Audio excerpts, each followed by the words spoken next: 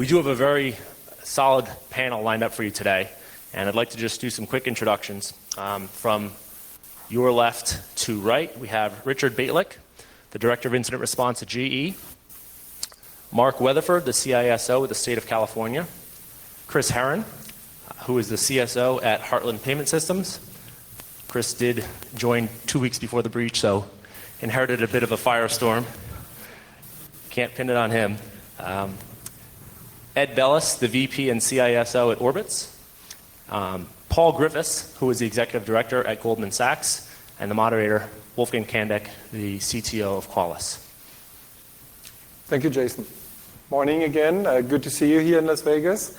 We'll be talking today about the laws of Vulnerability 2.0 in the first part, and then discuss some of the findings with this panel. And we've talked about this a little bit yesterday already with them, and I think you're going to get some very good information from them on how they deal with some of the issues that we are showing here in the presentation.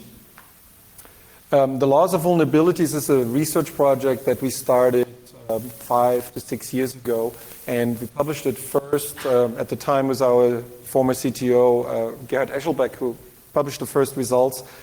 At the time, we scanned 3 million IPs per year, vulnerability scanning, did a vulnerability assessment, and collected that information anonymously and said, where do these vulnerabilities show up and what can we tell you about the dynamics?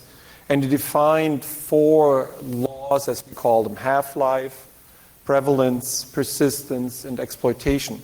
And with half-life being a very important indicator, kind of telling us how quickly do people defend against these vulnerabilities, typically apply patches for these vulnerabilities.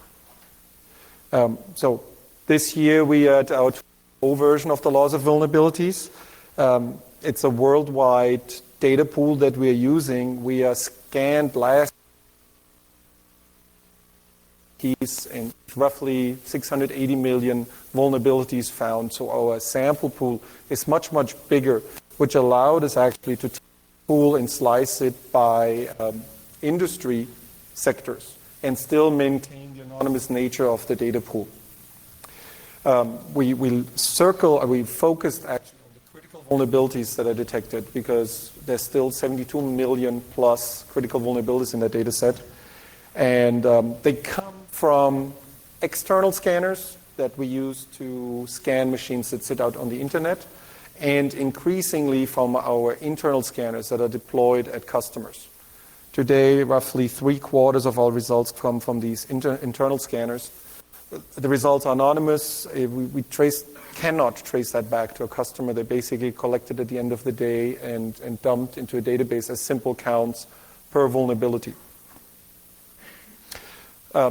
Due to the nature, we have so many vulnerabilities, we were able to slice it into 5 major industry groups and take a look at how they're performing and comparing against each other, and still maintain the anonymous nature of that. There's more industry groups than that, but there's just not enough data to not be able to trace that back to a customer. So we start with the finance sector, who has a pretty good performance overall. The half-life, and remember I said that's kind of the primary indicator for patching speed. How quickly does the typical company within the finance sector take care of critical vulnerabilities? So it's down to 23 days. That shows you the time that the company reduces by half the number of vulnerabilities found. So if you scan and maybe you find the first time 1,000 vulnerabilities, let's say you're looking at yesterday's release of Internet Explorer, it's a critical vulnerability. If you scan again in 23 days, in the typical industry, you would only find half the number of vulnerabilities. On the service sector, 21 days, so they're slightly better than the finance sector in their performance. Wholesale resale, 24 days, roughly around the same time. Manufacturing, 51 days. Manufacturing is kind of the laggard in these patching attempts, and you will see that later. It kind of drags down the average as a whole as well. The fifth area that we're is the healthcare sector, and again, it's a bit slower than you would expect from the average, 38 days. That was actually quite surprising result given all the regulations that are around healthcare, HIPAA and so on, that the speed up to standards. If you take that all together, you come up with a half-life of 29.5 days, so roughly 30 days. And if you followed our research from 2004 to now, you'll see that that's not much of an improvement. We have been hovering around the 30-day mark for the longest time. However, if you really drill down, you can see that lots of things have happened in the vulnerability in the vulnerability space or in the security industry as a whole. There's many more threats. We're scanning many more IPs, so we've done significant work there. It's just that threats have also increased, and probably even more than our defense mechanisms have, and that's why that value really didn't go down all that much. When we look at prevalence for us is how long do vulnerabilities stay around, or what are the typical vulnerabilities that you find. You can see that predominantly on the Windows platform. Many times they're Microsoft vulnerabilities, but there's also a mix of Adobe and QuickTime vulnerabilities in there. So this is kind of the typical set that we see in what I would call the core operating system area. Not Office, not any additional programs, but what you get when you run Windows out of the box, so to speak. Then we have a whole area that is focused on Office packages, so typical vulnerability as a word vulnerability, Office vulnerabilities, the recent vulnerabilities in 2009 would fall into that category. And then there's a mix of other softwares. Adobe Reader has gained a lot over 2008, now 2009 again. We still have a 0-day open right now. It was announced last week and probably will be patched by Friday for most operating systems. It's not really an Adobe Reader, it's a Flash vulnerability, but one of the exploit vectors goes through Adobe Reader.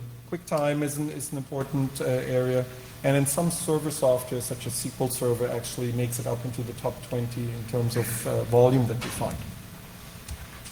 So in the prevalence, we're kind of looking at it, how quickly do vulnerabilities change there. We don't want them to get too old because that means they're not being addressed. And what we find, there is 60% change in 2008, meaning the vulnerabilities that you originally found in January, only 40% made it all the way to December. All the others were cycled out.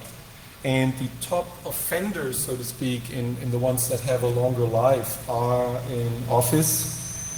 There's a problem with Windows 2003 Service Pack 2.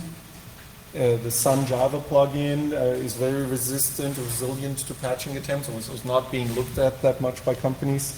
And Adobe Acrobat is another major offender.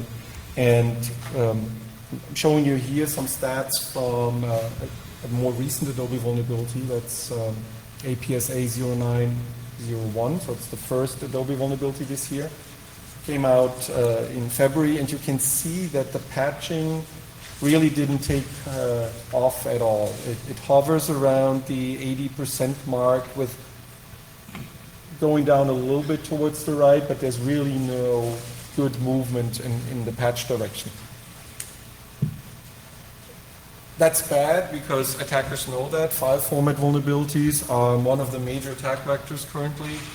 The Microsoft security report pointed that out, that many attacks just happen today through Word files, PDF files, and I believe F-Secure published some data last year where they showed that the PDF attacks have taken over a predominant share in the file format attacks that they see.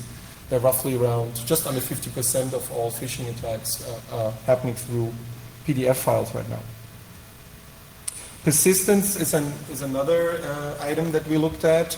So vulnerabilities get patched.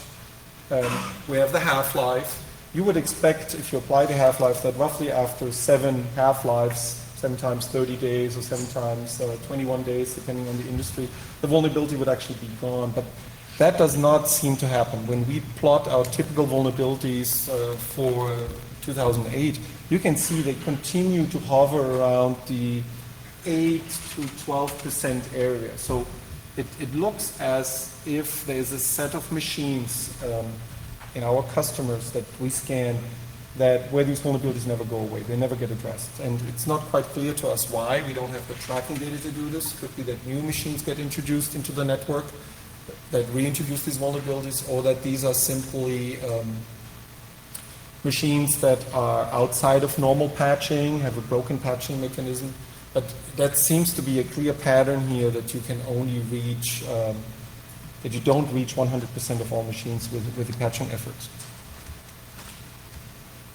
And while we thought that was only a couple of vulnerabilities where this happens to, this seems to actually pretty predominant across all critical vulnerabilities, that you have a residue in terms of vulnerabilities that don't seem to go away. Exploitation is something that we do not directly measure. We work with other security researchers in the field to see what is going on there.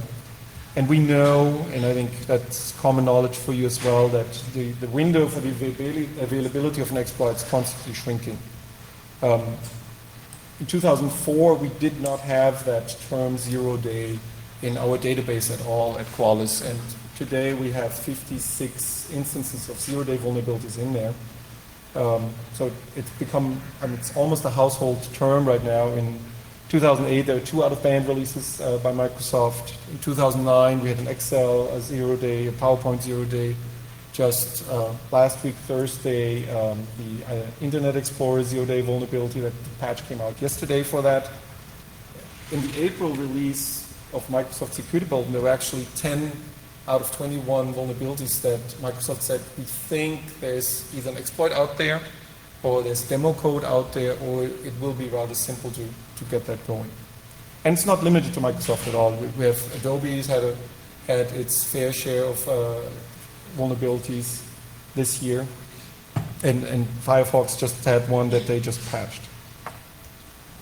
So the conclusion for us is that the exploit availability is now measured in days, single-digit days, that you have to be aware that vulnerabilities are going to be out there. Attackers analyze the patches and quickly come out with an exploit that then they can put up on the websites and start looking for victims there. That's a little bit different from what we thought in 2004. 2004, we were still tagging like 60 days is a reasonable effort to get your system patched, because it took longer before exploits became available. But there's significant movement on the attacker community there to make that much faster. Great example for that was the Conficker worm. Quick timeline: September 2008, first samples came out. October, the patch came out. November, the worm was actually around, and quick succession of versions that became better and better in evading defenses and propagating. And the patch speed for that particular vulnerability wasn't all that quick, actually. But we still managed to have a rather low impact on the corporate networks. They seem to be well protected. April 1st was a big date for Conficker. There was lots of media attention around that date.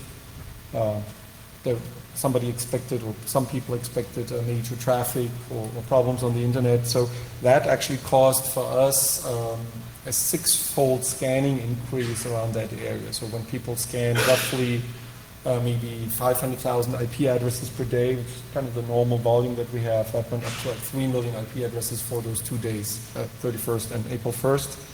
And as around that time, I'm zooming in here a little bit, you can see in the middle those 2 peaks, that was where the Conficker vulnerabilities were found, and then kind of mellowed down to the 25% range. So there was actually an effect of all the media hype. People scanned more, found more incidences of that underlying vulnerability, and actually patched it.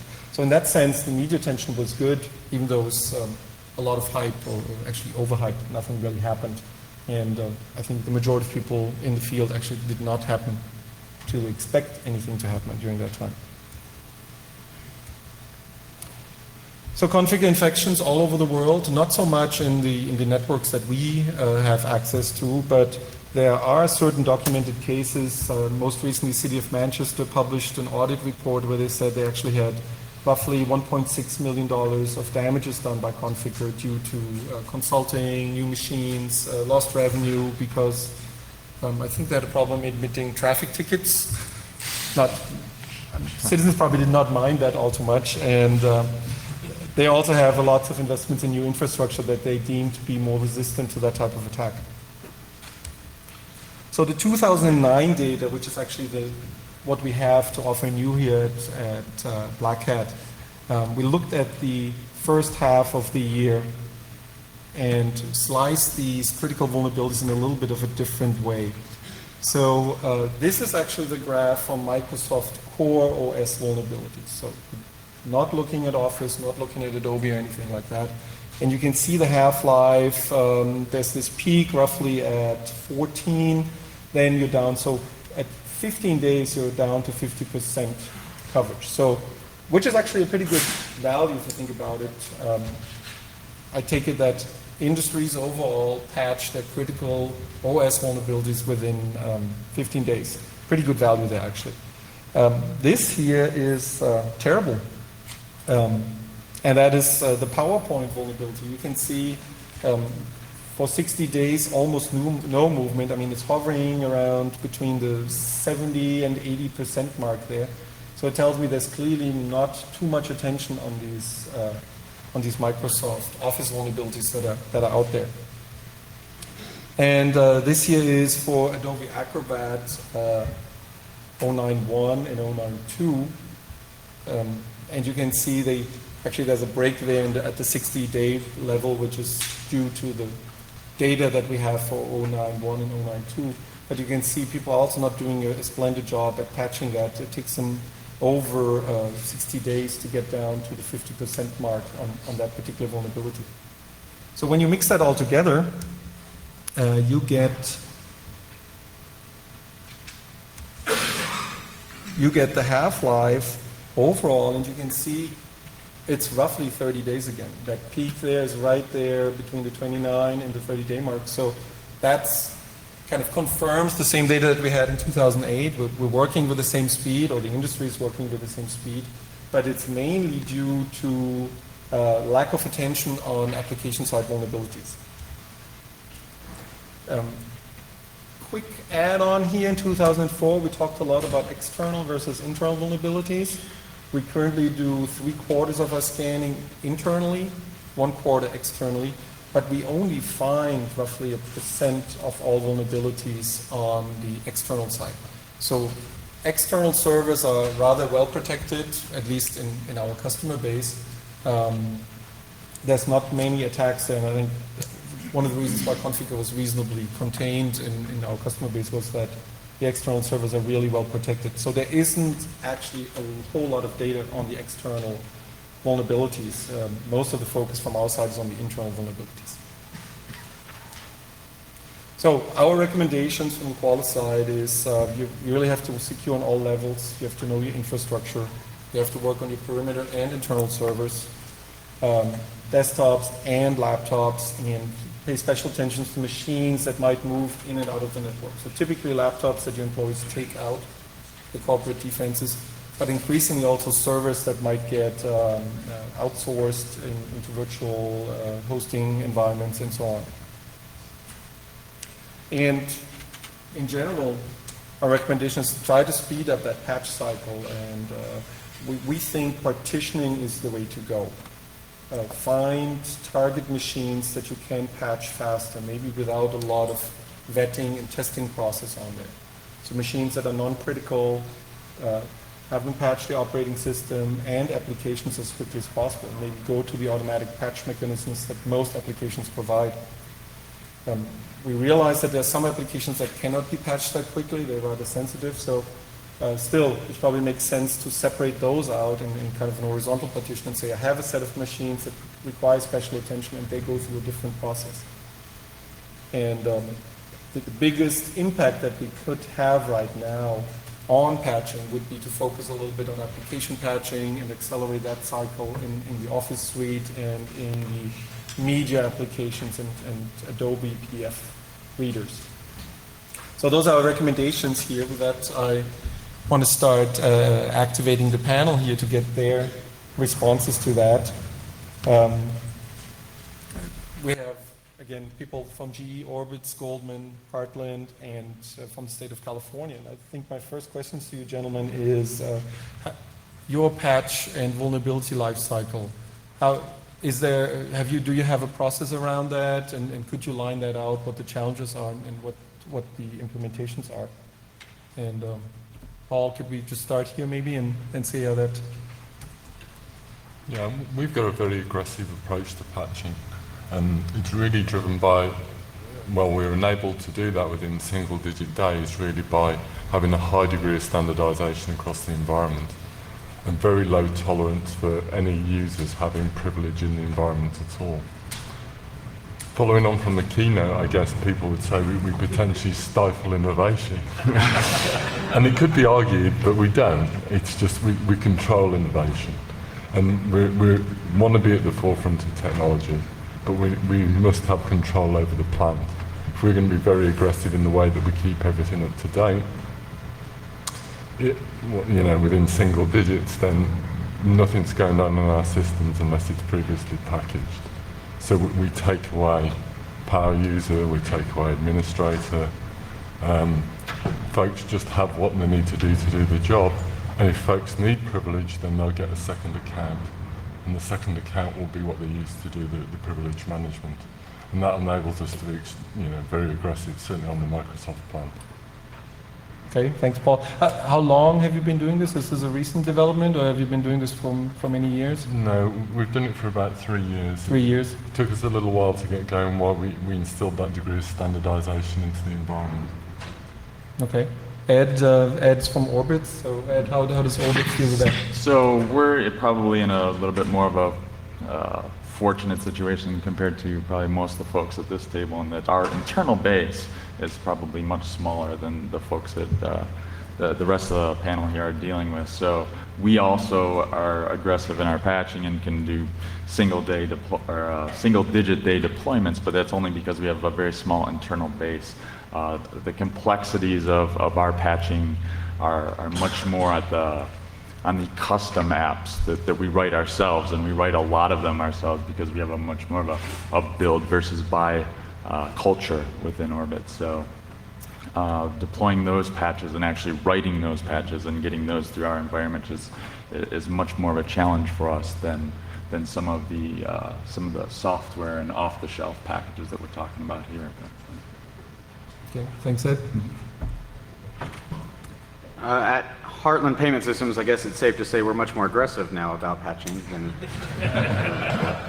no, actually, so, patching for us has taken on a whole new meaning in light of our breach. And we've, and there's things I can and can't talk about the breach, but luckily my CEO has spilled most of it for us already, so I'm able to get up here and talk quite a bit about it.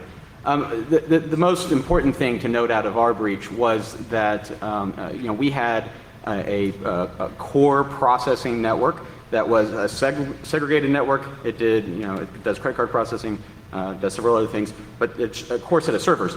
And a lot of our IT defenses and patching, for example, is a great example, were focused on that network. We were 100% heads down, focused on that environment because we knew that was the high-risk environment. Our breach, though, happened first on our corporate network. So our corporate network was breached first. The hackers got into, and if there's any Russians in here that know more about it than I do, I'd like to talk to you afterwards. I think there's a talk next, actually, about that. But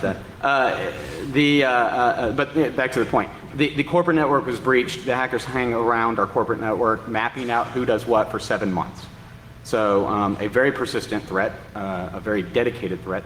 And what they finally found was our developers. They finally figured out who was a developer and who had access to this ultra-secure network. So by the time they got into the ultra-secure network, they looked like one of my developers. Right, so patching in my ultra-secure network did us no good. Patching PowerPoint or Adobe on my developer's desktop is now a much more critical, much more important thing than it was before. Because we realize now that the threat's going to come in from the corporate side. It's not coming from the internet for us. Okay, thanks, Chris. Mark is the CISO of the state of California. Is probably in a very different situation from most of the other panel members there. Well, we have our own challenges. I would say that, a little background. We have about 150 state agencies, and each one of them operate rather independently. They have their own processes. Obviously, different business lines have different approaches based on the criticality of the patches that come along. So Our processes are not any different than anyone else's. I mean, you determine the criticality of a patch, you determine your exposure to that, and you do some regression testing, and then you figure out what a timetable to patch. You know, it's the same thing that everyone does. That timetable is a little bit different based on the business unit. So, for example, the Franchise Tax Board, which does handle a lot of money, they're much more aggressive in their timetable for patching than, say, some other small agency that may not really have any exposures at all. So the processes are relatively the same. It does create a little bit of a challenge, though, when we are so disparate, and I don't have good visibility into all the agencies. So what I typically do is, when a patch comes out, I'll issue an advisory out of my office, and then follow up with the agencies and make sure that they've addressed that patch, in a reasonable amount of time. But the responsibility for implementing those and getting things cleaned up is the agency's responsibility. Richard, you don't have a mic, or? I've got a mic. Oh, you got your own, okay. So I'm the Director of Incident Response for GD. You hear that? Yeah, all right. So I'm a fireman, right? So I'm wearing my shirt here. It says Detect Respond. It's like a fireman's logo. So I think of patches as pretty much the end of any incident cycle. In other words, by the time the patches come out, we have already seen exploitation, in many cases weeks before. To give you an example, one of the recent Adobe exploits, we were seeing activity on the 15th of July. We got word from Adobe that they were going to do something about it on the 21st, and now we have the patch coming out this week. So if you are a sufficiently interesting target, you need to be able to find vulnerabilities that are being exploited by people who are developing them themselves, and no one else is seeing them. In other words, you have to be capturing the right kind of data, you need to have the right kind of review processes and analytics, and then you need to have reverse engineers who can tear these things apart and figure out what they do and come up with your own mitigations, because most vendors aren't going to care until there's a sufficiently large mass of victims out there to put out a patch. And with the targeted threat, you only have a few companies or a few users at each company being targeted. In most cases, that doesn't warrant a patch in the vendor's eyes. So you need to pretty much fend for yourself in many of these cases. So Richard, that's really interesting. I mean, was mainly focused on patching, but you're saying patching is great and needs to be done, but there's actually threats before that one can actually find. And what kind of mitigation, what kind of other technologies do you use to protect against that? Sure. So I view patches the same way I view antivirus. It's just a speed bump, and it's a way to deal with. It's a way to mitigate some issues, but generally much after the fact. So my mantra for the last 11 years has been visibility first, and the idea is that you need to figure out what's going on inside the company.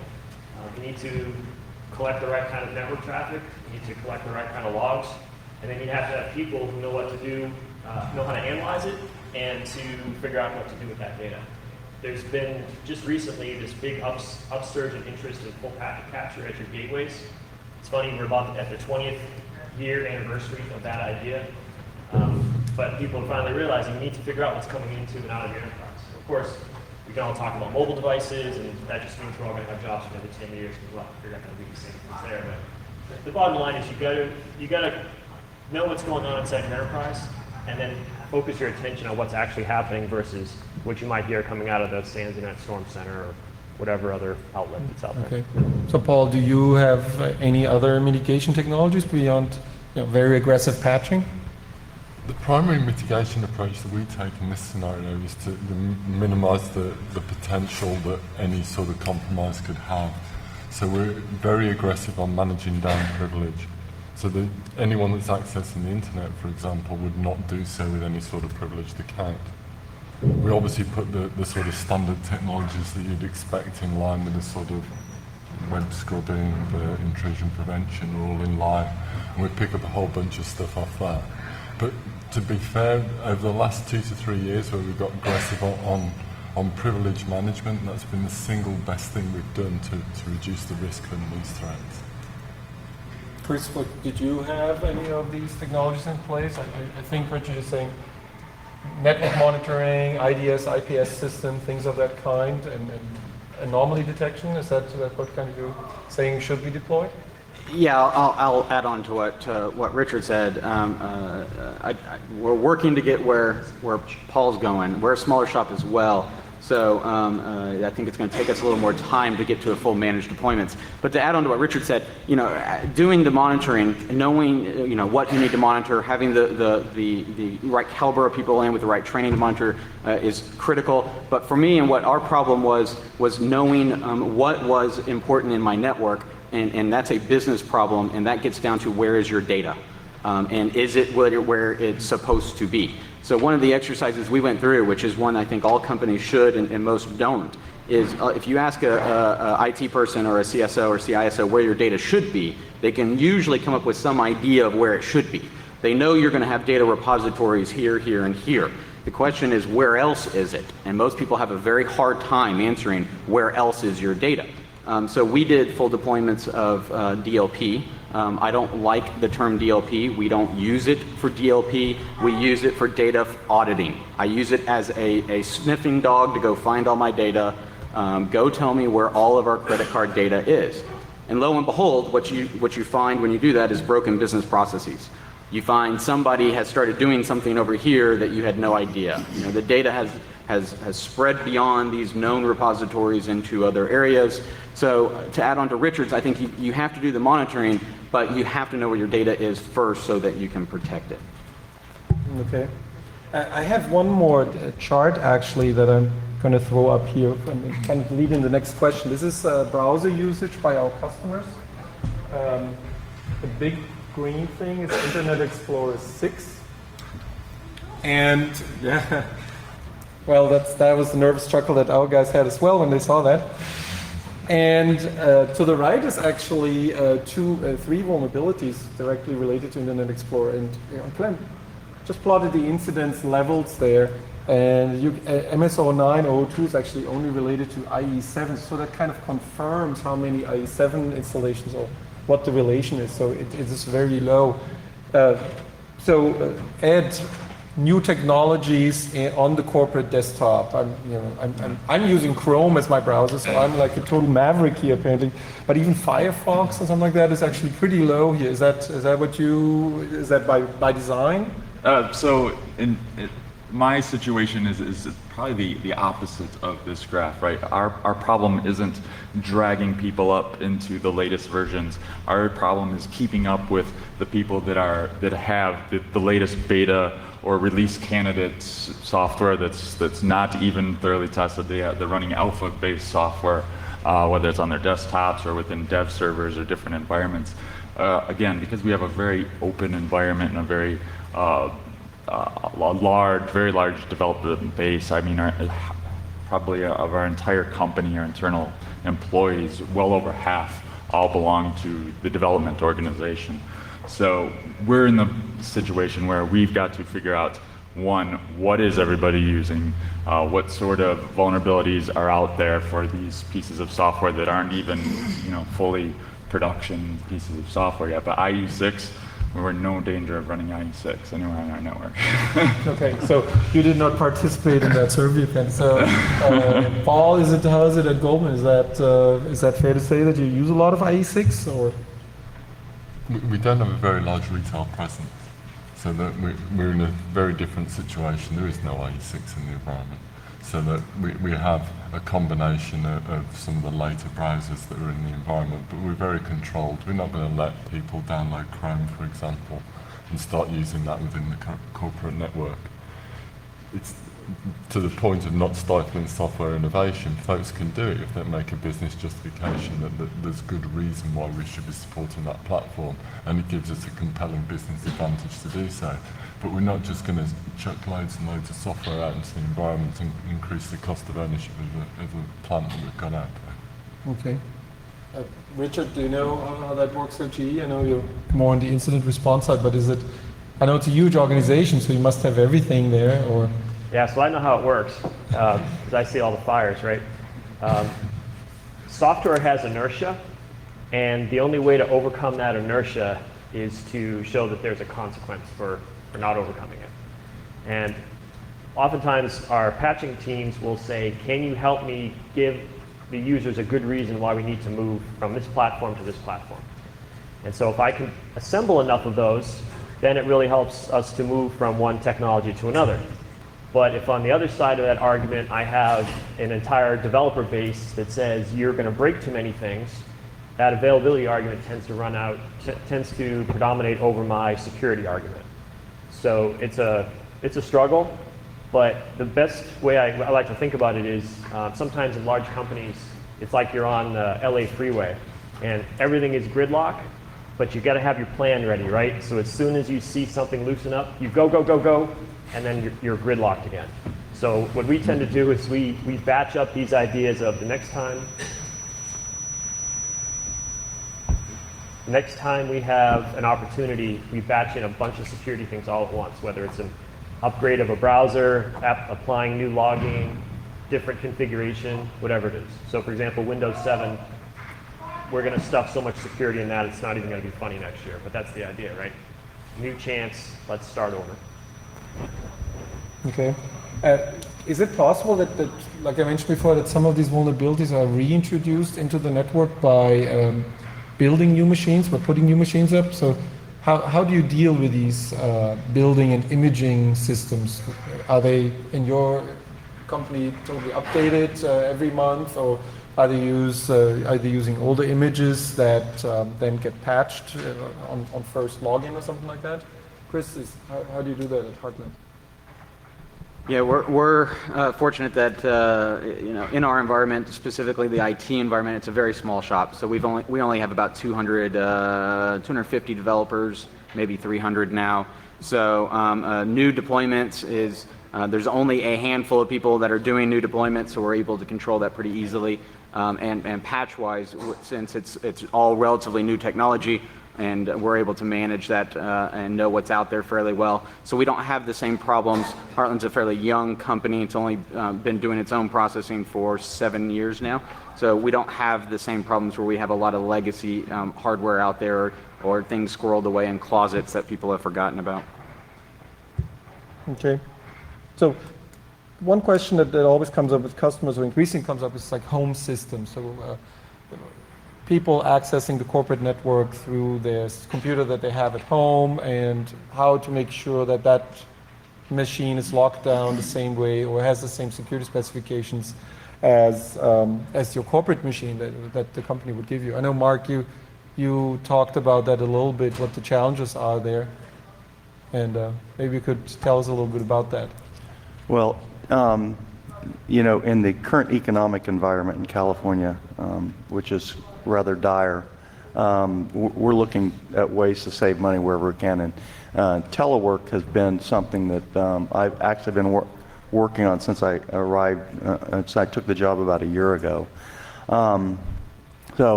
it's not as easy to do across all of the different agencies I just mentioned earlier, because not only telework as an optional job assignment, but we have a lot of workers, like many companies do, that teleworking is in fact their job. I mean, we have park rangers who never come back to the main office. So the whole patching remotely is critical for them.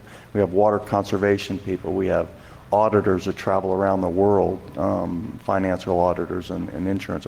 So we have a bunch of different type of teleworkers, in addition to where we're growing our teleworkers for all of the same reasons, again, that many of you telework.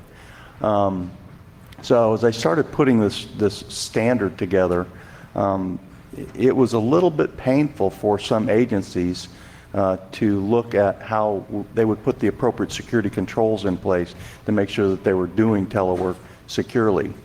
And then, interestingly, in late March and early April, when the swine flu became the topic du jour, all of a sudden I started hearing rumblings from everyone that said, well, we'll just have everyone work from home. And they said, so does your COOP, does your continuity of operations plan reflect that? And I got blank stares everywhere. So we've actually gone back to the drawing board across all of state agencies. I've created a standard that lists out those requirements for what are those security controls that need to be in place. And obviously the first is government issued equipment. Well, a lot of agencies already have people teleworking using their personal equipment, and without much security controls in place for how they make those connections and what kind of transactions are occurring. So going back across all of the different agencies and working pretty much individually, by the way, with them on how they can begin transitioning into a consistent and secure environment for their teleworkers has been a pretty big challenge. And anyone who works in government knows that government is not typically on the leading edge of anything. I can tell you that in state government, we are way not on the leading edge of anything. So it's a Herculean effort to put a standard like this in place. And simple things like saying you have to establish a secure connection. Like you want to have two-factor authentication, like you want to disable, your USBs, just all of the things that you would think about to do telework securely. A lot of them are big cultural changes for many of the state organizations that are doing telework and that want to do telework. Okay. So economically, this is very interesting, but in terms of security, that's pretty challenging. So I think, Ed, we talked about this connecting external systems, suppliers. How does that play into your security strategy there? Sure. So we also struggle a bit with that, and not only on the telework side, but I mean, you could have the folks that sit in the office right next door to me are bringing their own equipment, right? So we very much have a open and encouraging culture to bring in whether it be your own laptops or your own mobile devices or whatever. It's very open. So we struggle with that a bit, though we've definitely put some standards in place in terms of whether it be a different platform for Linux, for Windows, for Mac, and some of the security requirements around that, going in and actually doing patching and scanning of their machines, and they'd have to agree to that sort of thing in order to connect into our network.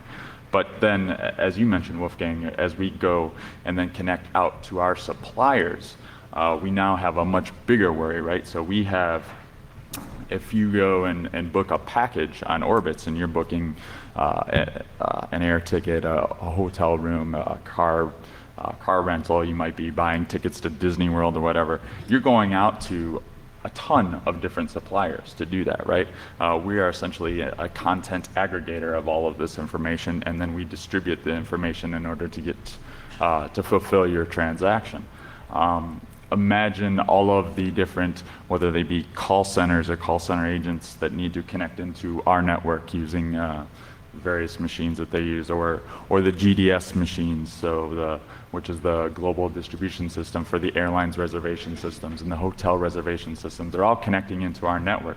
So we've got a number of concerns on how do we go about ensuring that anything that ends up on their network certainly doesn't end up on ours, and certainly as we pass data to them, that data gets protected all the way end to end, and then it makes its way down to folks like Heartland and well protected, I'm sure.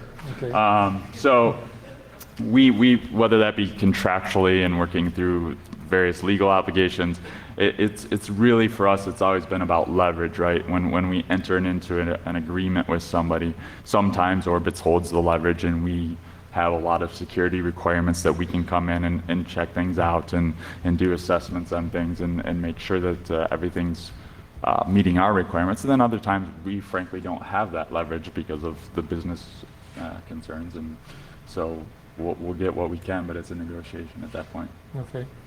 So you mentioned something really interesting. It's bring your own computer. I think that's been mentioned in the industry as a cost saver, smaller IT obviously then you lose, well, I guess completely the control over that. Is that something that your organizations are looking at? Paul, is that something that Goldman would do? I know the answer to that one. Not just now, no.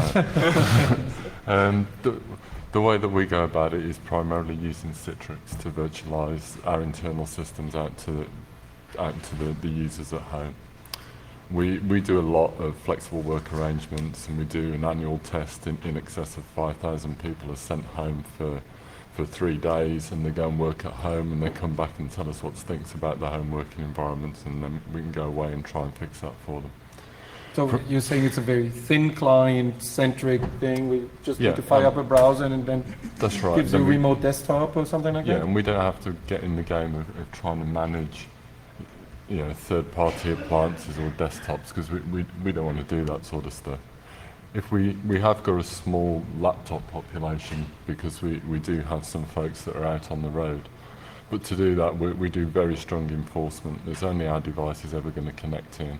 We do checks at the point of after two-factor authentication, and if you don't pass the checks within our single-digit patch window, then you have to go and remediate yourself, which is annoying. Some of the folks that travel to areas of the world where the network connectivity is slow, they find out that they end up using the Citrix solution because it's just the most scalable way about going about this problem.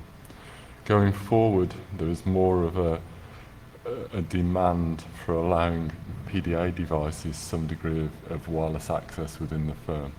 Certainly the wireless access that we do today is more of an 8021X solution that we have in place. The PDA style solution would unlikely to be that. We'll have some control point in between the PDA device and, well, they're actually going to end up being given access to the internet, so they go outside the firewall, but we'll still have some control in that we feel obliged that they're not having unrestricted access to the internet, so we will control that in some way.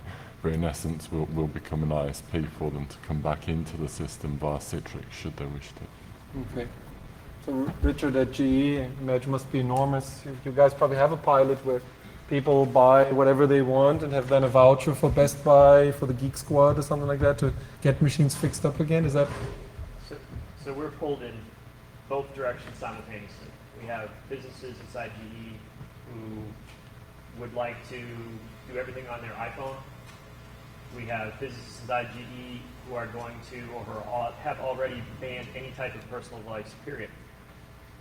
And then we have in the middle tens of, if not hundreds of thousands of systems that are managed by corporate and that are under certain levels of control. So really it's just a risk decision based on whatever that business thinks they need to do. I mean, sometimes it's driven by the fact that you've got people in Kazakhstan or whatever location that it might be tough for us to reach with corporate means. In other cases, it's easier for the people to use a corporate resource. So what I try to do is apply a greater level of scrutiny to the places that look riskier so that I can see if there's a problem in those places. And then I try to limit what they can access, right? For example, you can't get on my IRT network unless you're running one of our systems and you're the sysadmin, and you know it's a good thing versus the general population. Okay. I want to return, to our initial point was just the patching. So the silent patching that I guess Chrome has introduced and so on. Is that something that you can see work across the operating system? So more than just the browser, do you see that the desktop can actually evolve into that direction? And would you think that that will actually cause less work and make the environment more secure? Sorry. Chris. I guess Wondering who he's going to call on. Wake up over here. Yes, I do, but it's no matter what. I mean, whatever technology that we're going to employ or use or leverage, for me, it's all going to be about what access does this person have and what controls do we have in place so that we can protect when they do need to get into sensitive areas, that we're able to, like we were talking before, verify that their machines are secure. So I think technologies like Google Chrome and the Chrome stuff is going to be helpful, But at the end of the day, a lot of my problems are more organizational and cultural than technology. Technology is not going to solve a lot of my organizational and cultural problems. I tried, but it doesn't work. So yesterday over drinks, we were talking about the consumer side as well and see what the solution there is. So what do you recommend your father, mother, sister, and so on? What should they run? Is that something? Do they do quick patching? Do you recommend them Chrome, Firefox, or something like that? I mean, you probably all help out on the IT side. So, Ed, what do you recommend there? So I try to keep my mom off of her computer as much as possible. And it has nothing to do with security. It's all about my personal pains. But that said, I have managed to, and I'm not going to fire up any religious OS wars here, but I have talked my mom off of her Windows machine just because of it makes my support life quite easier. But yes. So she uses FreeBSD or something? Yes.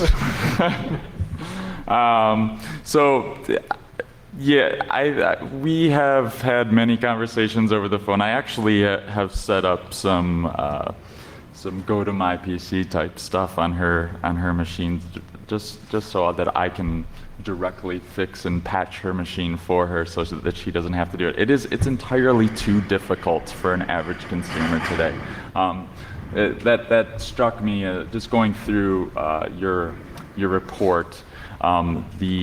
Some of the older vulnerabilities that are still out there, that are years and years old, that are still prevalent at that 5 to 10% range. And this is from essentially a survey base of people who are at least security conscious enough to bring in a Qualys or somebody and to scan your machines. Think of the folks that aren't even that far. The persistence in these vulnerabilities, they'll be out there forever. If we need to definitely get a better patching process. I think that you're right, that things like Google Chrome and different things like that have definitely upped the bar and make things easier for the end consumer. And I think that we should pursue that route for a lot of the apps that we have today, including the OSs. But right now, we're not there yet.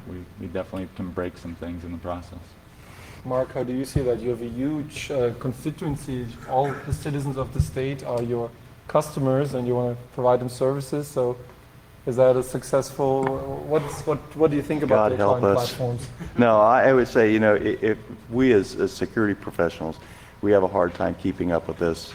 For our constituents, customers, citizens, it's just it's almost impossible. So we just we continue to make the same advice and recommendations: patch, keep your AV up, make sure your firewall's running.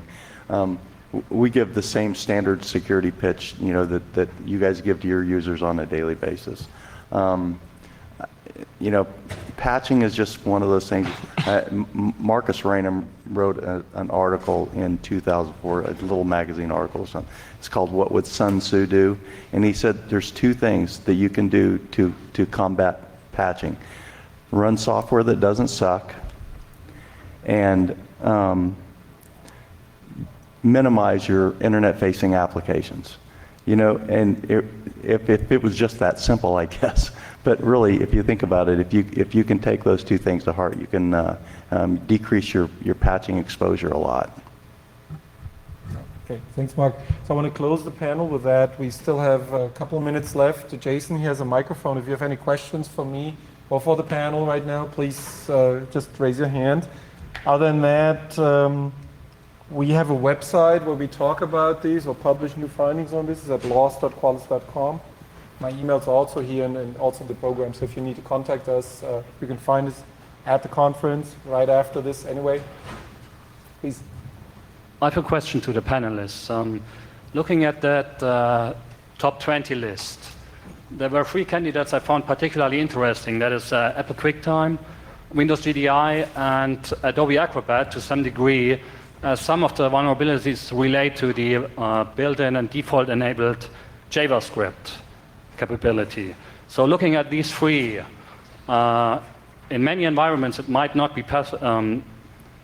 might not be needed to patch them, as there might be no business need at all for those three. My question to the panelists is, have any of you ever tried to get rid of Windows GDI, Apple QuickTime, JavaScript in Acrobat in your organization, and what was the outcome of those initiatives? I'll start. Yes, absolutely. In fact, sometimes patching isn't the answer. Sometimes getting rid of the software, or turning the service down, or something like that is the better solution. And we have done that in some cases. In fact, one of the pieces of software you mentioned, Acrobat, we don't run internally.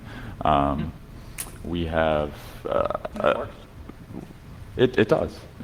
I knew there was a company who's not running it, so that Yes, was you. it was us. So I can offer a quick thought on that. I think the answer to this problem is not to focus on the vulnerabilities, it's to focus on the threats. So none of you here, I assume, put your kids in armored personnel carriers when they go to school. I don't see anybody here wearing a bulletproof vest. No one's wearing a helmet. The reason is we know that if anyone were to try to hurt us, there'd be police here in about 5 minutes, and they would put people in jail. So that's what we need to be doing in the cyber world. This idea that we can patch our way out of it, no disrespect to obviously patching, I believe is something we need to do, but this idea that we can just let bad guys sort of roam the internet uncontested, free to do whatever they want, whenever they want, with no consequences, that just has to stop. I think that's a good point to the awareness. I have to say though, Richard, when I came in here, I turned off my Wi-Fi, Bluetooth, I went on Edge on my iPhone, and I feel much safer that way. So, no bulletproof vest necessary, but all the electronic channels have to be shut down. I'm curious for everyone on the panel, when it comes to risk analysis around the patches that you're deploying, is there a customized process that you guys run them through internally? Do you rely upon what Qualys brings to the table, or some other published methodology for determining the real risk that any given patch brings, or that any given patch is addressing? Especially, Ed, you were talking about some of the proprietary or customized written systems that you guys have internally. What process do you guys put your patches through before you actually go and deploy? Yeah, so specifically for the custom apps, obviously we do a ton of testing, right? So we've got a number of different environments that we're pushing things through, starting with dev all the way through staging, testing, pre-prod, and production. And we have a series of tests that we run through, regression tests and everything else that we run through prior to those patches making it out to production. So we definitely have a very rigorous process around deploying those patches. That said, there's definitely, as Richard said, we need to focus on the threats, but we do have to focus on the vulnerability too, right? It's kind of a combination of it's the asset.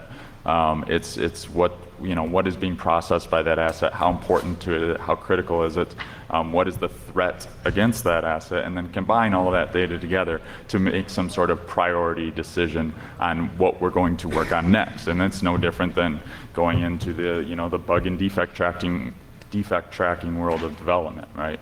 It's all about prioritization, and we're going to work on the criticals first, and we're going to get those pushed through as quickly as possible. And then there's others, like from the question before, where we may say, well, we don't even need this, let's just turn it off. And that's usually a no-brainer, easier solution. But, yeah. Quick comment to add on to that. So there's also a component on there, we could have a whole different panel discussion on threat intel and how you do threat intel and how companies can do better threat intel. If you're a GE, you probably have a really good internal threat intel team. If you're a Heartland where you've got 300 IT developers and a small security shop, you don't. So there's companies out there that can help with that, iDefense, iSight Partners, just keeping up with SANS and other sources. But threat intel is a very tricky, staying on top of it and figuring out what your priorities are going to be is hard to do. Okay. Thanks. Thank you for that. Thanks, panel, for being here. I think it was very interesting. We have to wind down. Our next panel's moving in. Like I said, we'll be around. We'll stay here for a couple more minutes for individual questions. And thank you very much for coming.